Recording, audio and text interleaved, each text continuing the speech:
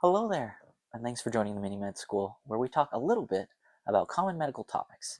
Today, for our topic on osteoporosis, we are so excited to have special guests Janet and Rita. Here come my Grannies!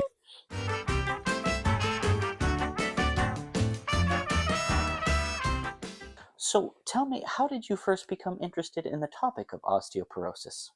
Well, Rita was walking. I slipped on my beans. I'm sorry, you slipped on your beans? Yep. And I heard if you have osteoporosis, then falling can break your hip. Okay, so first let's talk a little bit about some anatomy and physiology.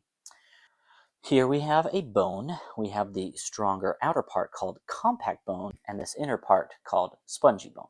So if we zoom all the way in, we see that bones are made up of these little cells called osteocytes. There are also other important cells that help to deal with bone called osteoblasts and osteoclasts.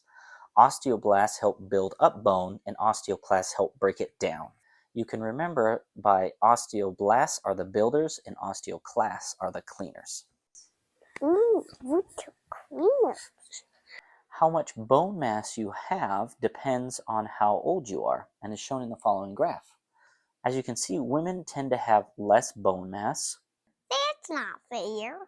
And women have a further decrease later in life, here around menopause.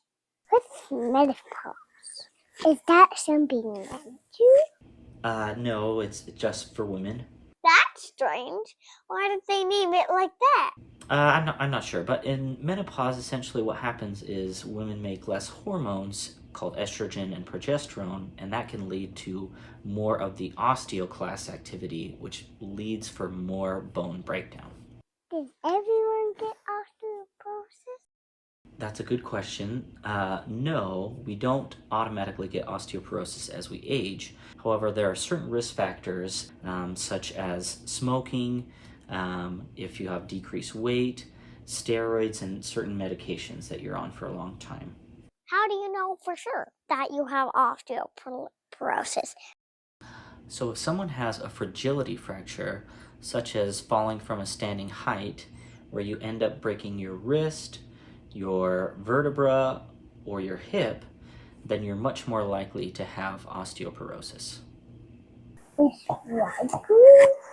So the definitive or confirmatory test for osteoporosis is to get what's called a DEXA scan. In a DEXA scan, they basically look to see how thick your wrist, your back, and your hip are, and they give you what's called a bone mineral density score, sometimes called a T-score as well. Okay. So this is what a bone score might read as, and as you can see, there's a green, yellow, and red area. The green basically shows that you have normal bone density. Yellow is kind of this in-between area called osteopenia. For these people, we recommend weight-bearing exercise, calcium, and vitamin D. If it's below 2.5? If it's below 2.5, then that's the diagnosis of osteoporosis. So what do you do? We recommend medications that inhibit osteoclast activity and thus stop bone reabsorption.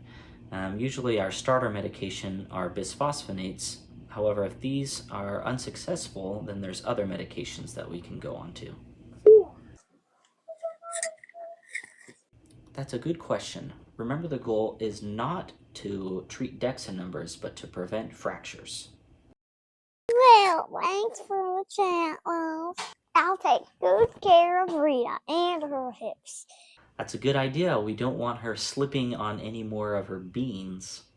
No, that's not the reason. It's not? It's because Rita loves to floss.